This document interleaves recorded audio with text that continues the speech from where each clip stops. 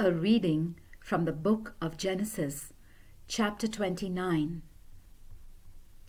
Jacob continued on his way and went toward the land of the east. Suddenly, he came upon a well out in the fields with 3 flocks of sheep lying around it. The flocks were watered from this well, which had a large stone over the opening. Whenever all the flocks came together there, the shepherds would roll the stone back and water them. Then they would put the stone back in place. Jacob asked the shepherds, "My friends, where are you from?" "From Haran," they answered. He asked, "Do you know Laban, grandson of Nahor?" "Yes, we do," they answered. "Is he well?" he asked. "He is well," they answered. "Look, here comes his daughter Rachel with his flock." Jacob said, "Since it is still broad daylight and not yet time to bring the flocks in, why don't you water them and take them back to pasture?" They answered, "We can't do that until all the flocks are here and the stone has been rolled back. Then we will water the flocks." While Jacob was still talking to them, Rachel arrived with the flock. When Jacob saw Rachel with his uncle Laban's flock, he went to the well, rolled the stone back, and watered the sheep. Then he kissed her and began to cry for joy. He told her, "I am your father's relative, the son of Rebekah."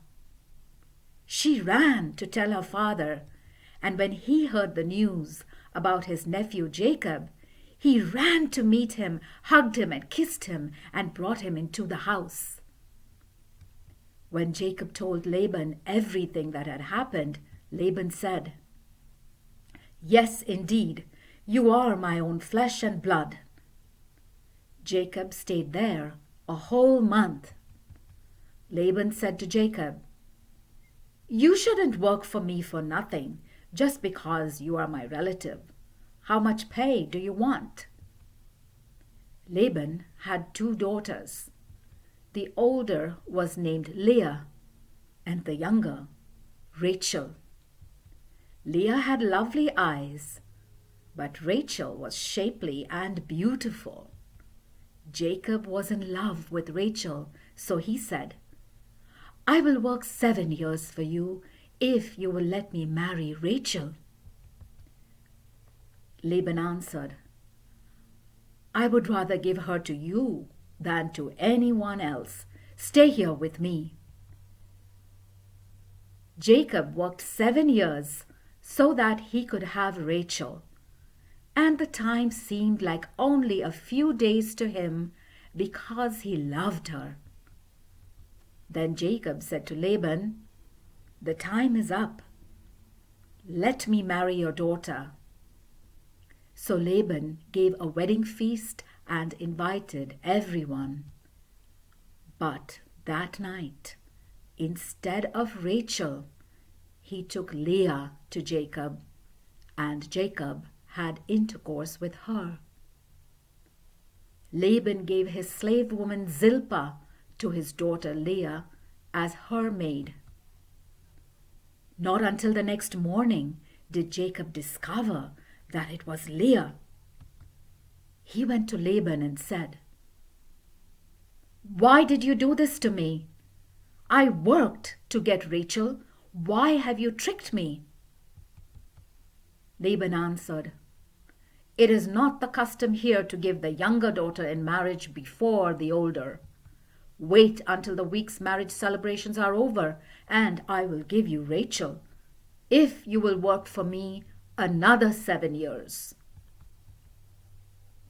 Jacob agreed, and when the week of marriage celebrations was over, Laban gave him his daughter Rachel as his wife. Laban gave his slave woman Bilhah to his daughter Rachel as her maid. Jacob had intercourse with Rachel also, and he loved her more than Leah. Then he worked for Laban another 7 years. When the Lord saw that Leah was loved less than Rachel, he made it possible for her to have children, but Rachel remained childless. Leah became pregnant and gave birth to a son. She said, "The Lord has seen my trouble, and now my husband will love me." So she named him Reuben. She became pregnant again and gave birth to another son. She said, "The Lord has given me this son also, because he heard that I was not loved." So she named him Simeon. Once again, she became pregnant and gave birth to another son. She said, "Now my husband will be bound more tightly to me, because I have borne him 3 sons." So she named him Levi.